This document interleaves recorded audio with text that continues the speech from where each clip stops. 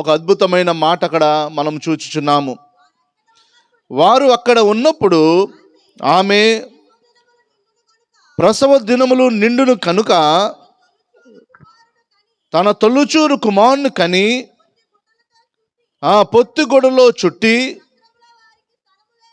సత్రంలో వారికి స్థలము లేనందున ఆయనను పశువుల తొట్టులో పరుండు పెట్టాను. దేవునికి స్తోత్రం, హల్లెలూయా. యేసుక్రీస్తు వారు జన్మించారంట.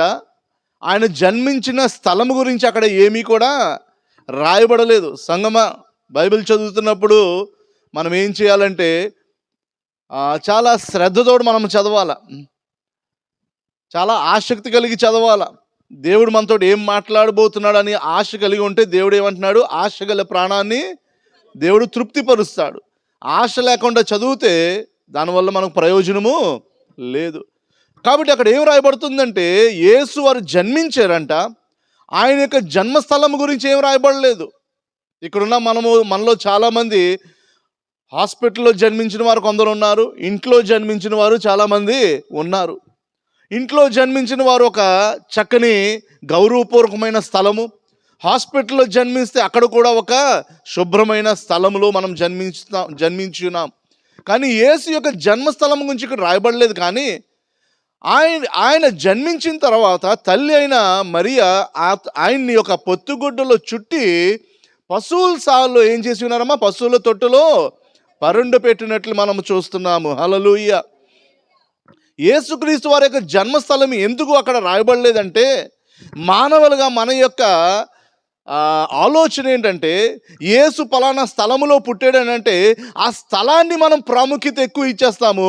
యేసు యొక్క ప్రాముఖ్యతను మనం ఏం చేస్తూ ఉంటామండి, కొన్నిసార్లు నిర్లక్ష్యము చేస్తూ ఉంటాము.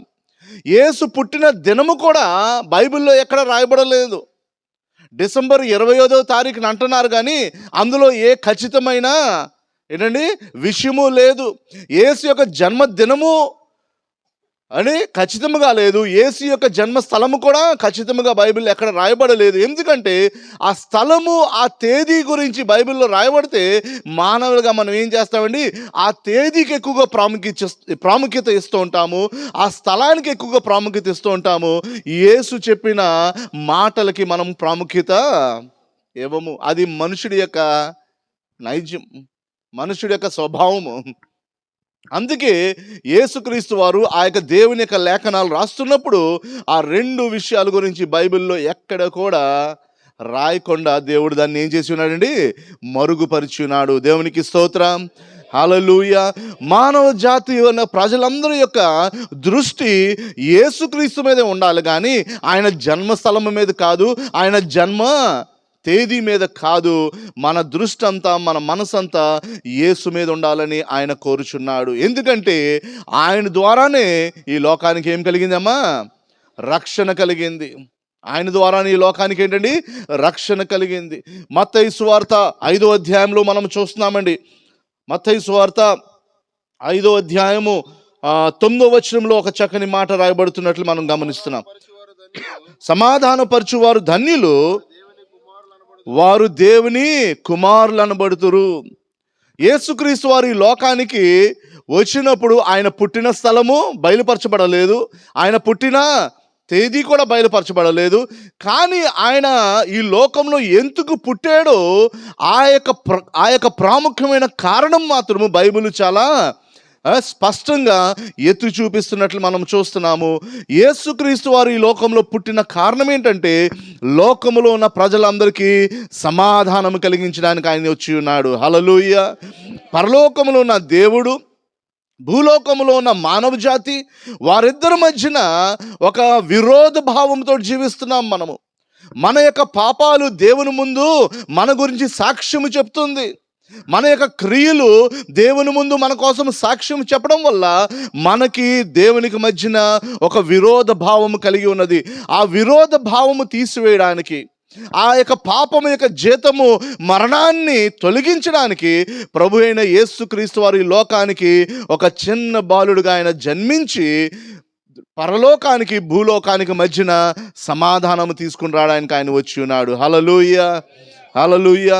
ఈ లోకంలో ఎవరైతే యేసు బాటలో నడవాలని కోరుచున్నారో, నేను యేసుని ప్రేమిస్తున్నాను అయ్యగారు అని ఎవరైతే ఏంటండి చెప్పుచున్నారో, వారు చేయవలసిన ప్రాముఖ్యమైన పని ఏంటంటే, దేవునికి నీకు కూడా సమాధానం కలిగే జీవితం నువ్వు జీవించాలని ప్రభు మనకిస్తున్న పిలుపు. హల్లెలూయా. ప్రభు మనకిచ్చిన పిలుపు ఏంటంటే, దేవునితో మనం సమాధాన పడాల. దేవునికి మనము విరోధులుగా ఉంటే మనం ఏమీ కూడా చేయలేము. మన క్రియల గురించి దేవుడు చాలా ఆలోచిస్తున్నాడు.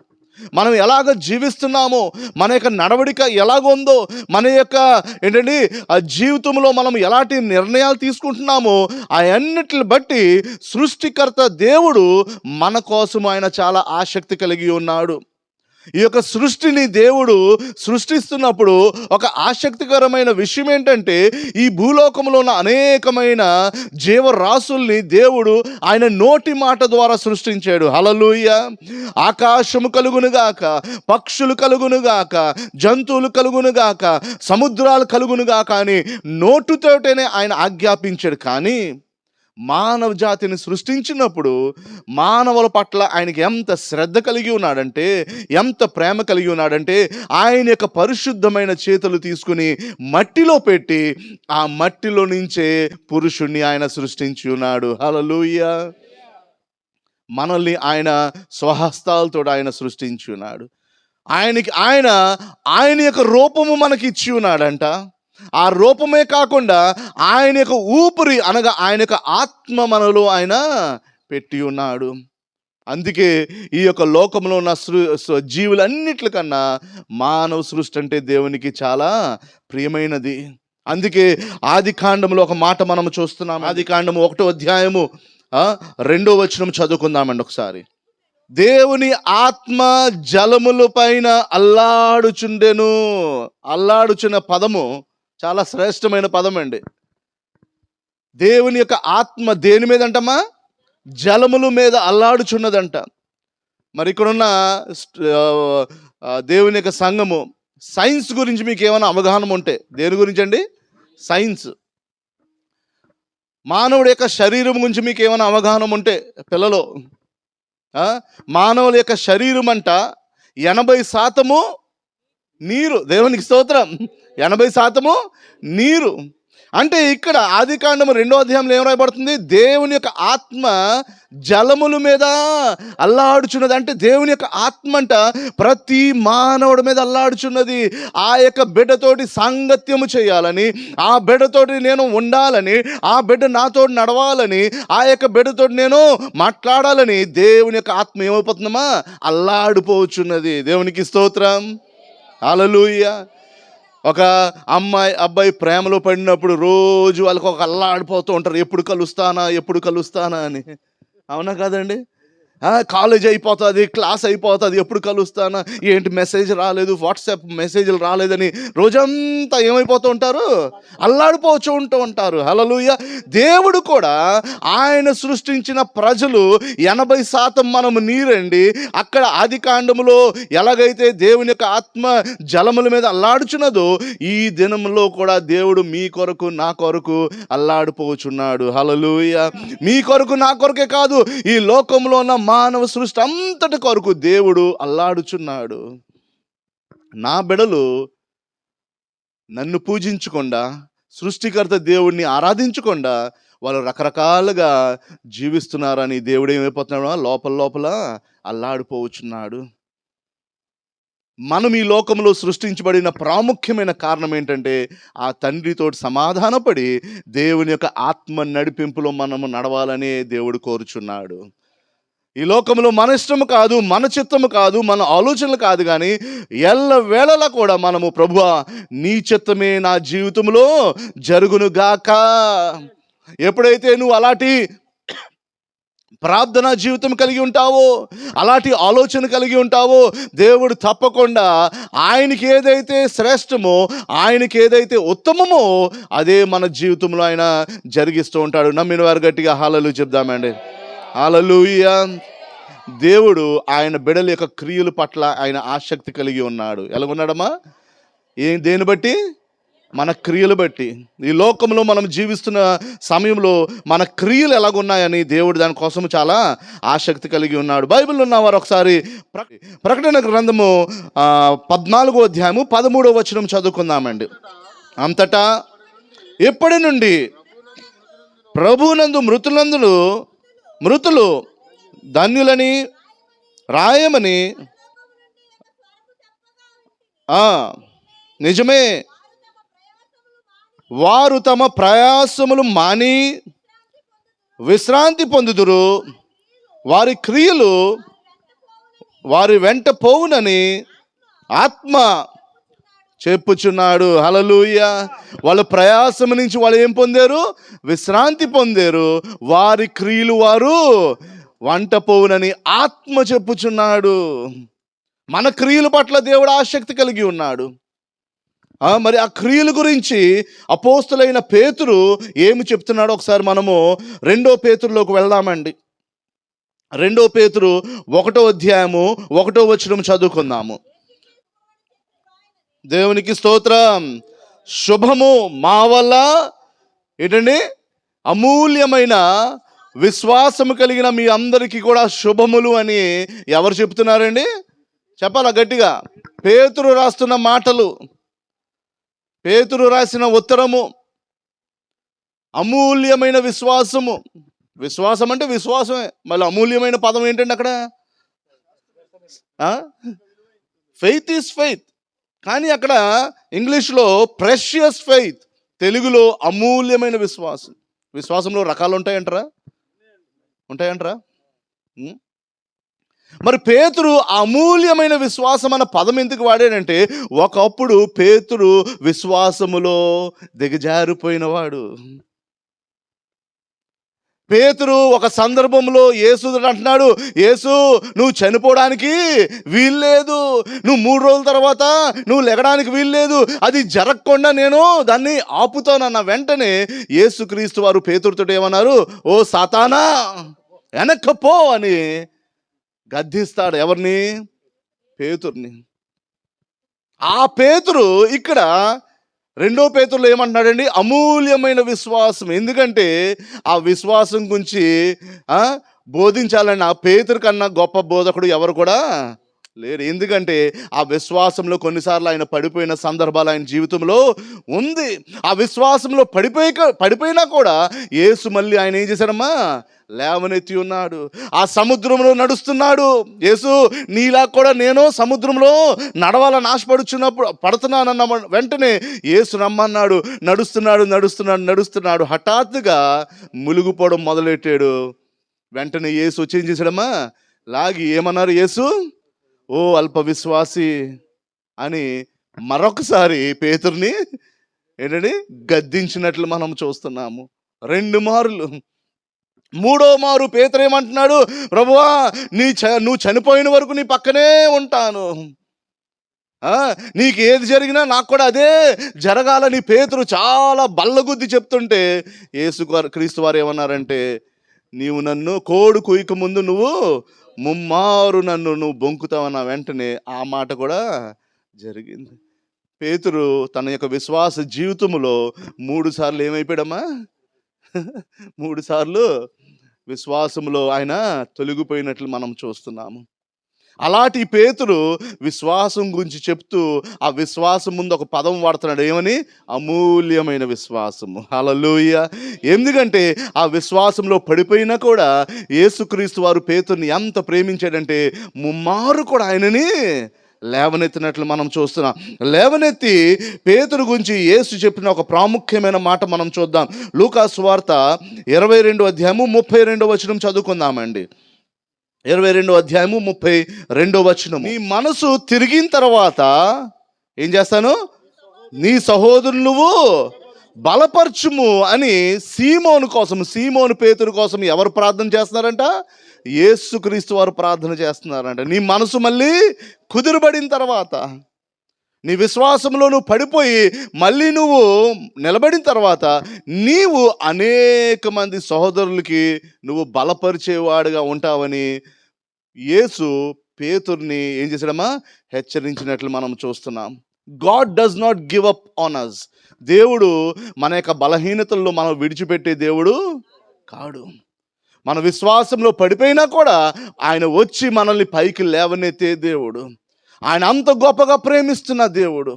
ఆయన ఈ మానవ జాతి పట్ల ఎంత ప్రేమ చూపించున్నాడంటే, పరలోకములో ఉన్న ఘనతని, మహిమని, పరలోకములో ఉన్న ఆ యొక్క స్తుతి స్తోత్రాలన్నీ విడిచిపెట్టి ఈ పాడైపోయిన లోకములో పుట్టిన తేదీ తెలీదు, పుట్టిన స్థలము తెలీదు, ఒక సామాన్యమైన పశువుల తొట్టులో ఆయన పొరండి పెట్టినట్లు మనము చూస్తున్నాము. దేవునికి స్తోత్రం. అది యేసు క్రీస్తుకి ఈ లోకములో ఉన్న మానవ జాతి పట్ల ఉన్న ప్రేమ. అదే ప్రేమ పేతురు వైపు కూడా ఆయన వెల్లడిపరుచున్నట్లు మనము చూస్తున్నాం. మత్తయి సువార్త 16వ అధ్యాయము 18వ వచనం చదువుకుందామండి ఒకసారి. యేసు మరొక్కసారి పేతురుని మళ్ళీ బలపరుస్తున్నాడండి. మొట్టమొదటిగా ఏం బలపరిచాడు? నువ్వు మరలా బలము పొందినప్పుడు నీ సహోదరులు నువ్వు స్థిరపరిచేవాడుగా ఉంటావు అని మొట్టమొదటిసారిగా యేసు పేతురుకి ఎంకరేజ్ చేశాడు. రెండో మారు ఏమంటున్నాడంటే, పేతురు నువ్వు ఒక రాయివి, నీ మీద నా యొక్క సంఘాన్ని నేను కట్టుకుంటాను. హల్లెలూయా. ఎవరండి ఈ రాయి? పేతురు. ఈ పేతురు యొక్క జీవితం మనకు తెలియదా? మూడు సార్లు విశ్వాసంలో తప్పిపోయాడు. కానీ యేసు ఏమంటున్నాడు? నేను నిన్నే ఎంచుకుంటున్నాను. నువ్వు తప్పిపోయినా, నువ్వు సృష్టికర్తని ఎరగపోయినా, సృష్టికర్త దేవుడిని నువ్వు నిర్లక్ష్యము చేసినా, దేవుడు ఆయన యొక్క ప్రేమ నీ మీద ఎల్లప్పుడు కూడా వెల్లడిపరుస్తున్నాడు. హల్లెలూయా. ఆయన ఏమంటున్నాడు? నువ్వు రాయివి, నేను నీ మీద నా యొక్క సంఘాన్ని కట్టుకుంటాను. ఎంత గొప్ప ఆధిక్యత, ఎంత గొప్ప ఆధిక్యత అండి. 2 తిమోతిలు రాసిన పత్రికలోకి ఒక శ్రేష్టమైన మాట మనం చూద్దామండి. 2 తిమోతిలు రాసిన పత్రిక 2వ అధ్యాయము 13వ వచనం చదువుకుందామండి. మనము నమ్మదగని వారమైనను ఆయన నమ్మదగిన వాడుగా ఉండును. ఆయన తన స్వభావానికి విరోధముగా ఏది చేయలేడు. హల్లెలూయా. ఇక్కడ మరి అపోస్తులైన పౌలు రాస్తున్న మాట ఏంటంటే, మనము అపనమ్మకస్తులుగా ఉండున్నాను. వింటున్నారమ్మా? మనము నమ్మకము లేనివారుగా ఉంటే కూడా ఆయన మాత్రము ఎల్లప్పుడూ నమ్మదగిన వాడు. ఎందుకంటే ఆయన స్వభావాన్ని ఎప్పుడు కూడా ఆయన విరోధంగా ఏ పని కూడా చెయ్యడు. హల్లెలూయా. హల్లెలూయా. మనుషులుగా మనం కొన్నిసార్లు అపనమ్మకస్తులుగా జీవిస్తూ ఉంటాం. అవునా కాదంటారండి? చెప్తాము కానీ, వస్తామంటాం కానీ, ఫలానా టైం అండి వచ్చేస్తామని తప్పకుండా అంటారు కానీ, ఎన్నో విషయాల్లో మనం తప్పిపోతూ ఉంటాం, అపనమ్మకస్తులుగా ఉంటూ ఉంటాం. అయినను ఆయన మనల్ని కరుణించి మళ్ళీ అంచెలంచెలుగా ఏం చేస్తున్నాడు? హెచ్చిస్తున్నాడు, ఆశీర్వదిస్తున్నాడు. అది ఎందుకంటే నీ గొప్పతనం కాదమ్మా. అది నీ గొప్పతనం కాదు, నీ యొక్క ప్రత్యేకతమైన కాదు, నీకున్న తలాంతులు కాదు, కానీ అది ఆయన యొక్క స్వభావము. హల్లెలూయా. అది ఆయన యొక్క స్వభావము. నువ్వు అవునన్నా కాదన్నా ఆయన నిన్ను ఆశీర్వదిస్తుంటాడు. ఆయన నీ పట్ల అనేకమైన వాగ్దానాలు నమ్మకమైన దేవుడుగా ఈరోజు కూడా అవును ఆమేనుగా మన జీవితంలో నెరవేరుస్తున్నాడు. హల్లెలూయా. నేను దేవుణ్ణి ఆరాధించిపోయినా బాగానే ఉన్నానండి. సృష్టికర్త దేవుడిని తెలుసుకోపోయినా నేను 2 అంతస్తుల బిల్డింగ్ కట్టానండి. సృష్టికర్త దేవుడిని నేను పూజించకపోయినా మంచి కారు కొన్నానండి. కాబట్టి ఆ దేవుణ్ణి నమ్ముకుంటేనే ఇవన్నీ వస్తాయని మీరు చెప్పిన ఆ పాఠం కరెక్ట్ కాదు అని చాలామంది అనుకుంటారు. కానీ అలాంటి వారికి దేవుడి వాక్యం ద్వారా చెప్తున్నాడు, నువ్వు అపనమ్మకస్తుగా ఉన్నా కూడా నేను మాత్రము నమ్మకమైన వాడు. ఎందుకంటే నా స్వభావానికి విరుద్ధంగా నేనేమీ చేయను. మీరందరూ నా పిల్లలు. మీరు నన్ను ఎరిగినా నేను మిమ్మల్ని ప్రేమిస్తున్నాను. మీరు నన్ను ఎరగపోయినా నేను మిమ్మల్ని ఆశీర్వదిస్తున్నాను. మీరు నన్ను పూజించకపోయినా కూడా మిమ్మల్ని నేను అంచెలంచెలుగా దీవిస్తున్నాను. ఆ యొక్క సత్యము అనేక మంది తెలియకుండా నా సొంత శక్తితో నేను ఇది సంపాదించానండి, నా సొంత జ్ఞానంతో నేను ఇది చేశానని వారు సొంతం మీద వాళ్ళు ఎక్కువగా ఆధారపడుతుంటారు. కానీ దేవుడు నీ క్రియల పట్ల ఆయన ఆసక్తి కలిగి ఉన్నాడు. హల్లెలూయా. మన క్రియలు ఏమవుతాయంటమ్మా? మన వెంటే వస్తాయంట. మన వెంటే వస్తాయంట. మనుషులు సాక్ష్యం మార్చగలరు కానీ క్రియలు మాత్రము సాక్ష్యము మార్చలేవు. కాబట్టి అపోస్తులైన పేతురు గురించి దేవుడు చెప్పిన అద్భుతమైన మాటలుగా మనం చూస్తున్నాం. ఒకసారి మళ్ళొకసారి మనము 2 పేతురుకు వెళ్ళిపోదామండి. 2 పేతురులో మరి 5వ వచనం నుంచి 7వ వచనం వరకు మనం చదువుకుందాము. చేతనే మీ మట్టుకు మీరు పూర్ణ జాగ్రత్త గలవారై మీ విశ్వాసమందు సద్గుణమందు జ్ఞానమును, జ్ఞానమునందు ఆశా నిగ్రహమునందు సహనమును, సహనమునందు భక్తిని, భక్తియందు సహోదర ప్రేమను, సహోదర ప్రేమయందు దయను అమర్చుకునుడి. దేవునికి స్తోత్రం. హల్లెలూయా. అపోస్తలులైన పేతురు గారు ఏమంటున్నారండి? ఈ అమూల్యమైన విశ్వాసము మీరు ఒక చక్కని రీతిలో అమర్చుకోవాలని పేతురు చెప్పుచున్నాడండి. ఏం చెప్తున్నాడమ్మా? దేవుడు మీకు అనుగ్రహించిన యొక్క అమూల్యమైన విశ్వాసము, ఈ యొక్క విశ్వాసాన్ని మీరు ఒక పునాదిగా పెట్టుకొని, ఈ విశ్వాసాన్ని ఒక ప్రాముఖ్యమైన రాయిగా మీరు పెట్టుకొని, దీని మీద మీ యొక్క మంచి క్రియల్ని మీరు ఏం చేసుకోవాలా? అమర్చుకోవాలని అక్కడ తెలుగు బైబిల్లో రాయబడ్డది. ఏం రాయబడ్డదమ్మా? అమర్చుకోవాలా. అమర్చుకోవాలంటే ఏంటండి? చక్కగా, శుభ్రముగా, నీట్గా ఒకదాని మీద ఒకటి పెట్టుకోవాలి. మన ఇంట్లో పిల్లలు ఉన్నారు. ఎంతమంది ఇంట్లో పిల్లలు ఉన్నారండి? పిల్లలు వాళ్ళు చదువుకున్న పుస్తకాలు సరిగ్గా అమర్చుకోకపోతే ఎలాగుంటుందండి మనకి?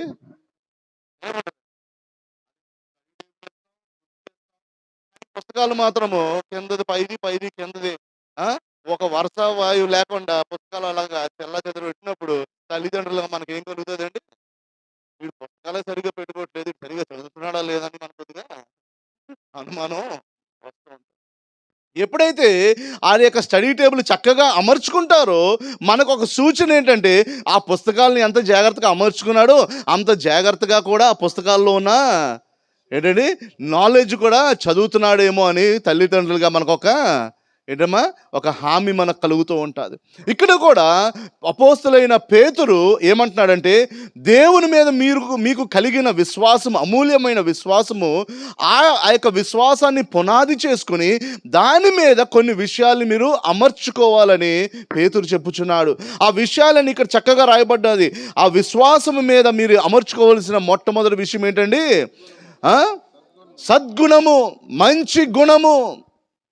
క్రైస్తువులు ఈ లోకంలో జీవిస్తున్నప్పుడు మంచి గుణము కలిగి జీవించాలా. క్రైస్తువులన్న పేరుగా మనం జీవిస్తున్నాము, కానీ గుణము లేని వారుగా ఉంటే దేవునికి అలాంటి జీవితం ఏమాత్రము ఇష్టము లేదు. ప్రభు వాక్యంలో రాయబడుతుంది, నీ అవును అవునుగా ఉండాలా, నీ కాదు కాదుగా ఉండాలా. అవును కాదు మధ్యన నువ్వు జవాబులు చెప్తే ఆ జవాబు ఎక్కడి నుంచి వచ్చినట్లు? సాతాను నుంచి వచ్చినట్లు. నువ్వు అయితే వెచ్చగానే ఉండు, లేకపోతే నులివెచ్చనగా ఉండు, లేకపోతే చల్లగానే ఉండు. నులివెచ్చనగా ఉంటే నీ మొహం మీద నేనేం చేస్తాను? ఉమ్ము వేస్తాను. దేవునికి వేషధారణ జీవితం అంటే ఏమాత్రము ఇష్టము లేదు. మంచి గుణము కలిగి ఉండాల. నువ్వు క్రైస్తవుడులా జీవించు. లోకంలో ఉన్నప్పుడు ఒక రీతిలో, సంఘంలోకి వచ్చినప్పుడు ఒక రీతిలో అన్నది దేవుడు ఏమాత్రము అలాంటి జీవితము మెచ్చడు. ఆ విశ్వాసం మీద ప్రతి వారం కూడా ఏం చేయాలండి?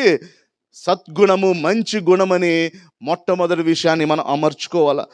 తర్వాత రెండోది, సద్గుణమునికి ఏం కలపాలండి? జ్ఞానము. దేవుడు మరి ఈ యొక్క అద్భుతమైన జ్ఞానము ఈ యొక్క ప్రపంచంలో ఉన్న సృష్టి అంతట్లో కూడా మానవ జాతికి జ్ఞానం ఇచ్చాడు. హల్లెలూయా. స్కూల్కి ఎవరు వెళ్తారండి? కోడి పిల్లలు వెళ్తాయా? చెప్పండి.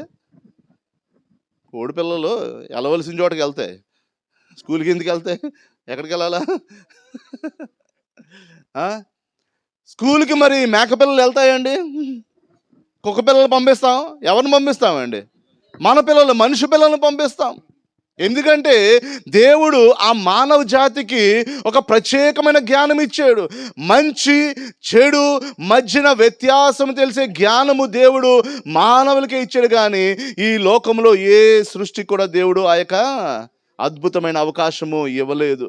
ఆ జ్ఞానముతోటి సృష్టికర్త దేవుడిని తెలుసుకోమని దేవుడు కోరుచున్నాడు. హల్లెలూయా.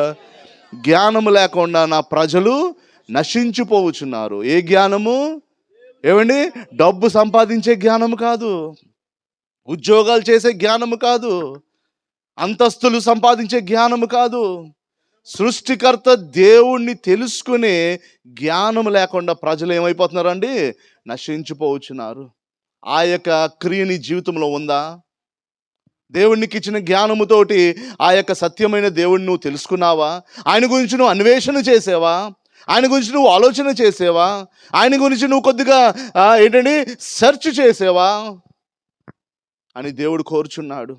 ఈ రాత్రి కాలంలో దేవుడు మీకు ఇచ్చిన జ్ఞానముతోటి కూడా మనం ఏం చేయాలని? దేవుణ్ణి ప్రేమించేవారుగా ఉండాలా, మహింపరిచే రీతిలో మనము ఉండాలా. రెండోది, జ్ఞానమునకు ఆశా నిగ్రహము. ఏమండి? క్రైస్తవుడికి ఏముండాలండి? ఆశా నిగ్రహం ఉండాలా. నన్ను అంటాడా? ఏంటి? నన్ను అంటాడా? ఆడికి ఏ అంతా పెరిగింది, నన్ను అంటాడా అని ఏదైనా ఒక వ్యతిరేకమైన సందర్భం జరిగిన వెంటనే నీ స్పందన ఎలాగ ఉంది? హల్లెలూయా. ఒక ప్రతికూలమైన పరిస్థితి జరిగినప్పుడు నీ స్పందన ఎలాగ ఉంది? మన స్పందన ఎప్పుడు ఎలాగ ఉంటుందండి? కోపము, క్రోధము, ఆగ్రహము. ఎందుకు? మనం కూడా మసాలాలు తినే మనుషులు అండి. ఉప్పు కారాలు మసాలా మనం తిన్నాం. ఏమండి? మనలో కూడా ఏముంది? సీమి నెత్తురు ఉంది, రోషం ఉంది. అందుకే వెంటనే స్పందిస్తాం. కానీ దేవుని వాక్యం ఏం సెలవిస్తుందండి? నీ ఆశా నిగ్రహం ఎలాగుంది? How is your self control? ఒక నెగటివ్ సిచ్యువేషన్ జరిగినప్పుడు, ఒక ప్రతికూలమైన నీకు అనుకోలేని సిచ్యువేషన్ జరిగినప్పుడు నువ్వు దాన్ని ఎలాగ స్పందిస్తున్నావు? ఒక దేవుని బిడ్డగా, ఒక క్రైస్తవ సమాజంలో నువ్వు ఒక దేవుని బిడ్డగా నువ్వు చలామణి అవుతున్నప్పుడు నీ స్పందన ఎలాగుంది? నీ ఆశా నిగ్రహము, నీ యొక్క హృదయంలో ఉన్న ఆశలు నువ్వు ఎలాగా ఏం చేస్తున్నావు? తమాయించుకుంటున్నావని పేతురు సంఘముతో ఏమంటున్నాడండి? ఈ యొక్క గుణగణము మనము, ఈ యొక్క ఏంటండి క్రియ మన జీవితంలో కలిగి ఉండాలని, అమర్చుకోవాలని పేతురు చెప్పుచున్నాడు. ఆశా నిగ్రహం మీద ఏం అమర్చుకోవాలంటమ్మా? సహనమును. మొట్టమొదటిది ఏంటండి? విశ్వాసమే పునాది. విశ్వాసం మీద ఏం అమర్చుకోవాలండి? సద్గుణము. సద్గుణం మీద ఏం అమర్చుకోవాలా? జ్ఞానము. జ్ఞానము మీద ఏం అమర్చాలండి? ఆశా నిగ్రహము. తర్వాత సహనము. కోరుతున్నాను. ఆ దినాల్లో ఇంట్లో ఒక తాడు ఉండేదండి, పెద్ద తాడు. ఆ తాడు మీద అందరు బట్టలు దాని మీదే వేసేవారు. జీన్ ప్యాంట్లు, చీరలు, టవల్లో, సమస్తము ఒకే తాడు మీద ఉండేదండి. అవునా కదండి? నేను కల్పితం చెప్తున్నానా, వాస్తవం అంటారా? కానీ ఈ దినాల్లో అదే ఇంట్లోకి మేము గృహకుడికి వెళ్ళినప్పుడు వాళ్ళ ఇల్లు చక్కగా సుందరంగా కట్టుకుని ఒక చక్కని షెల్ఫ్ పెట్టుకుని వాళ్ళ చీరలన్నీ కూడా అమర్చుకుంటున్నారు. కుర్రలు జీన్ ప్యాంట్లన్నీ కూడా చక్కగా అమర్చుకున్నారు. ముందు ఒక దండి మీద అన్నీ కూడా దాని మీద మోపేసేవారు. కానీ ఇప్పుడు అంతా కూడా అమర్చుకుంటున్నారు. ఆ ఇంట్లోకి వెళ్ళినప్పుడు ఎంత సంతోషం కలుగుతూ ఉంటుందో. హల్లెలూయా. మన క్రైస్తవ జీవితంలో కూడా గలిబిలి ఏంటండి? అక్కడ ఒక కాళ్ళు, ఇక్కడ ఒక అడుగు, అక్కడ ఒక మాట, ఇక్కడ ఒక మాట, అలా చేయడం వల్ల మన జీవితాలు కూడా ఎలా ఉంటుందండి? ఆ దండం మీద వేసిన ఆ మురికి బట్టలలాగా మన జీవితం కూడా ఉంటుంది. కానీ ఎప్పుడైతే మన జీవితాన్ని మనం అమర్చుకొని శుభ్రంగా ఉంచుకుంటామో ఆ ఇంటికి వచ్చినప్పుడు వెంటనే అబ్బా ఎంత సుందరంగా ఈ యొక్క బిడ్డలు ఇల్లుని అమర్చుకున్నారని వారు సంతోషిస్తూ ఉంటారు. దేవుడు కూడా మన యొక్క ఆత్మీయ జీవితాన్ని అట్టి రీతిలో అమర్చుకోవాలని దేవుడు కోరుచున్నాడు. అందుకే పేతురు ద్వారా ఆయన ఏమంటున్నాడండి? మీ యొక్క సహనము ఏముండాలంటమ్మా? దేవుని బిడ్డకి సహనము. సహనం అన్నది చాలా మంచి సద్గుణముగా, లేకపోతే మంచి గుణముగా మనం చూస్తున్నాం. ప్రభు అయిన యేసుక్రీస్తు వారు ఈ లోకంలో ఉన్నప్పుడు అనేకమైన అవమానాలు పొందినా కూడా ఆయన సహనముతోటే అందరికీ జవాబిచ్చినట్లు మనం చూస్తున్నామండి. ఆయన ఈ లోకంలో పుట్టినప్పుడు స్థలము లేదన్నారు, అదొక పెద్ద అవమానము. అవునా కాదంటారా? అయినా కూడా ఆయన మౌనంగా ఈ లోకాన్ని జన్మించినట్లు మనం చూస్తున్నాం. యేసుక్రీస్తు వారు ఈ లోకంలో ఉన్నప్పుడు ఆయన యొక్క సొంత బంధువులు ఆయన మెడ పట్టుకొని కొండ మీద నుంచి తోసేయాలని ఆలోచన చేశారు. అయినా కూడా సహనముతో ఆ స్థలం నుంచి వెళ్ళిపోయినట్లు మనం చూస్తున్నాం. యేసు మన యొక్క ప్రభు ఆయన యొక్క అడుగుజాడలో మనం నడవాలని ప్రభు కోరుచున్నాడు. అందుకే క్రైస్తవులు కూడా సహనము మనము మన జీవితంలో అలవాటు చేసుకోవాలని పేతురు భక్తుడు ఇక్కడ చెప్పుచున్నాడు. తర్వాత అండి ఏంటండి, సహనము మీద మనం అమర్చాలంటమా భక్తి. ఏమర్చాలా? భక్తి.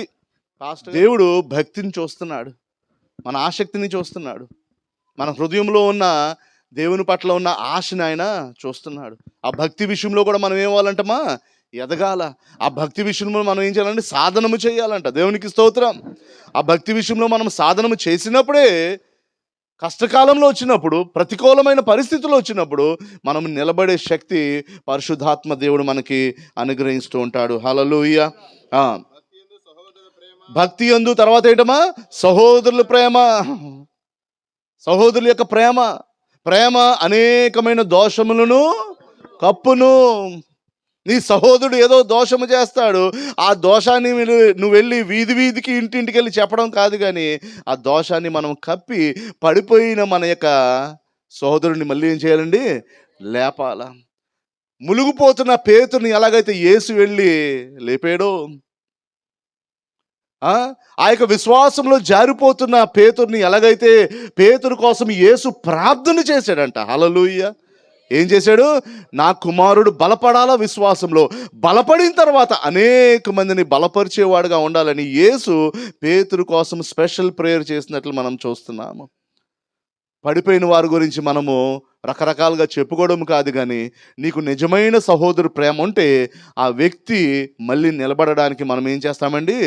పూర్తి ప్రయత్నము చేస్తూ ఉంటాము. హల్లెలూయా. ఒక ఇద్దరు స్నేహితులు ఉండేవారంటండి. అందులో ఒక స్నేహితుడు తాగుడికి అలవాటైపోయాడు. ఏమైపోయాడు? తాగుడికి. ఇద్దరు కూడా రెండు వేరే వేరే కంపెనీలో పనిచేసేవారు. పనిచేస్తున్న సమయంలో ఈ త్రాగుడికి బానిసైపోయిన వ్యక్తి ప్రతిరోజు డ్యూటీ నుంచి వచ్చి తాగేసి ఇంటికి వెళ్ళిపోయి ఆ డబ్బులన్నీ కూడా అలాగే ఖర్చు పెట్టి పాడు చేసేవాడు. ఈ స్నేహితుడు తన యొక్క స్నేహితుడి యొక్క వ్యసనాన్ని చూసి తట్టుకోలేక ప్రతి దినము కూడా ఆ స్నేహితుడి యొక్క డ్యూటీ ఏ షిఫ్ట్ ఉంటుందో అదే షిఫ్ట్ తన కంపెనీలో కూడా మార్చుకుని ఇద్దరు ఒకేసారి కంపెనీ నుంచి బయటకు వచ్చి ఆ వ్యక్తిని తన యొక్క కారులో ఎక్కించుకుని రోజు అలాగా ఇంచుమించు 6 నెలల నుంచి 8 నెలల వరకు ప్రతిరోజు ఇంటికి దింపేవాడు. ఎక్కడికి వెళ్ళకుండా, ఆ త్రాగుడు స్థలానికి వెళ్ళకుండా తిన్నంగా అలాగా ఇంటికి దింపాడు. అలాగా 8 నెలలు ఆ బిడ్డ కోసం ప్రయాసపడిన తర్వాత 8 నెలల తర్వాత పూర్తిగా వ్యసనం నుంచి ఆ బిడ్డ ఏమైపోయాడండి? విడుదల పొందాడు. దేవునికి స్తోత్రం. అది సహోదరుల యొక్క ప్రేమ. పడిపోతే మనం చప్పట్లు కొట్టడం కాదు, పడిపోతే రకరకాలుగా మాట్లాడుకోవడం కాదు, కానీ క్రైస్తవుడికి ఉండవలసిన ఒక ప్రాముఖ్యమైన ఏంటండి క్రియ, ప్రాముఖ్యమైన ఏంటండి వారి క్రియలు వారు వెంబడిస్తాయి. ఈ క్రియలే మన వెనకాల వస్తాయి. హల్లెలూయా. ఈ క్రియలు, సహోదరుల ప్రేమ అనే క్రియ మన జీవితంలో కనపడాలని పేతురు చెప్పుచున్నాడు. నెక్స్ట్ అండి, సహోదరుల ప్రేమందుయు దయను. ఇవన్నీ కూడా మీరు అమర్చుకునుడి.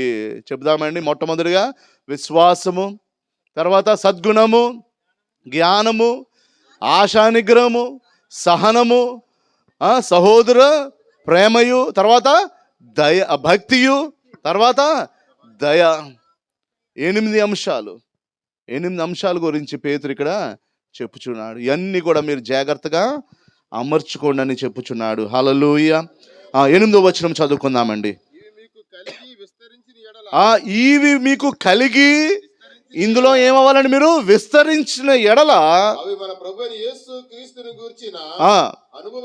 ఈ యొక్క విషయాలన్నీ కూడా మీరు విస్తరిస్తే మీరు సోమరులుగా ఉండరు, మీరు క్రీస్తు కొరకు నిష్ప్రయోజులుగా ఉండరు, క్రీస్తు కొరకు మీరు ప్రయోజనమైన బిడ్డలుగా ఉంటారని వాక్యం సెలవిస్తుంది. హల్లెలూయా. ఇంకొక వచనం చూసుకుని ముగింపులోకి వెళ్ళిపోదామండి. 10వ వచనం చదువుదామండి. మీ పిలుపుని, మీ ఏర్పాటుని నిశ్చయము చేసుకుంటకు మీరు జాగ్రత్త పడుడి. వినమ్మా, మీరు ఇట్టి క్రియలు అంటే ఏ క్రియలండి? పైన రాసిన 8 క్రియలు మీరు చేయవారైతే ఎప్పుడును మీరు తొట్టిల్లరు. అలాగున ప్రవేశము మీకు సమృద్ధిగా అనుగ్రహించబడును. హల్లెలూయా. ఇట్టి క్రియలు మీరు కలిగి ఉంటే రాబోతున్న దేవుని యొక్క రాకడలో, ప్రభు యొక్క రాజ్యంలో మీకు ఏం కలుగుతుందమ్మా? సమృద్ధికరమైన ప్రవేశం అంట. హల్లెలూయా. ఎలాంటి ప్రవేశం అండి? సమృద్ధికరమైన ప్రవేశం. మరి విజయనగరం చాకల్పేటలో మరి మీలో చాలామంది ఆ ప్రాంతానికి రాలేదు ఈ మధ్యకాలంలో. మీటింగులు పెట్టకపోవడం వల్ల మీలో చాలామంది రాలేకపోయి ఉన్నారు. అక్కడ చిన్న మార్పులు చేర్పులు జరిగి ముందున్న మెయిన్ గేట్ ఇంకా లేదండి, కొత్త గేట్ పెట్టాం, దానికి ఒక మంచి ఆర్చ్ పెట్టాం. ఆ యొక్క కొత్త గేట్ కంటే 2 రెక్కలు. ఎన్ని రెక్కలండి? అన్ని చోట్ల 2 ఉంటాయి కదా అయ్య గారు, మీదేంటి పెద్ద స్పెషల్ చెప్తున్నారా అనుకుంటారు. 2 రెక్కలు. ఒక రెక్కకి మళ్ళీ ఇంకో చిన్న రెక్క అండి. ఆ రెక్కలో ఏంటండి? పెడెస్ట్రియన్స్ అంటే మనుషులు నడిచి వెళ్ళడానికి ఒక చిన్న రెక్క. కాబట్టి ఈ చిన్న రెక్క ఎప్పుడు తీస్తారండి? ఒక వ్యక్తి ఒంటరిగా నడుచుకుంటూ ఉంటేనే చిన్న రెక్క తీస్తారు. అలాగే ఒక వ్యక్తి బైక్ మీద వస్తే ఒక రెక్క తీస్తారు, పెద్ద రెక్క. ఒక వ్యక్తి కారు మీద వస్తే 2 రెక్కలు తీయాలి. అవునా కాదండి? సో ప్రవేశం మూడిట్లో ప్రవేశం జరుగుతుంది. కానీ 3వ దాంట్లో మాత్రం ఏం ప్రవేశం జరుగుతుంది? సమృద్ధికరమైన ప్రవేశము. హల్లెలూయా. పరలోక రాజ్యంలో కూడా దేవుని బిడలుగా నీ క్రియలు దేవునికి ఇష్టకరమైన రీతిలో ఉంటే, ఈ యొక్క లోకములో నువ్వు జీవిస్తున్నప్పుడు నీకు కలిగిన విశ్వాసం మీద ఈ యొక్క 7 అంశాలను జాగ్రత్తగా అమర్చుకుంటే రాబోతున్న పరలోక రాజ్యములో ప్రభువే ఆ 2 పరలోక రాజ్యపు ద్వారాలు తెరిచి రానాని సమృద్ధికరమైన ప్రవేశము మనకి ఇస్తూ ఉంటాడు. హల్లెలూయా. దేవునికి స్తోత్రం. బైబిల్లో ఏం రాయబడుతుందంటే రిచ్ వెల్కమ్ అంట. ఏం వెల్కమ్ అండి? Rich welcome. తెలుగులో ఏమని రాయబడదని? సమృద్ధమైన ప్రవేశము. అలాంటి ఘనమైన వెల్కమ్ దేవుడు మనకి ఇవ్వబోతున్నాడు. ఎప్పుడు? పేతురు చెప్పిన ఆ యొక్క విషయాల్ని మనము మన జీవితంలో జాగ్రత్తగా అమర్చుకోవాలా.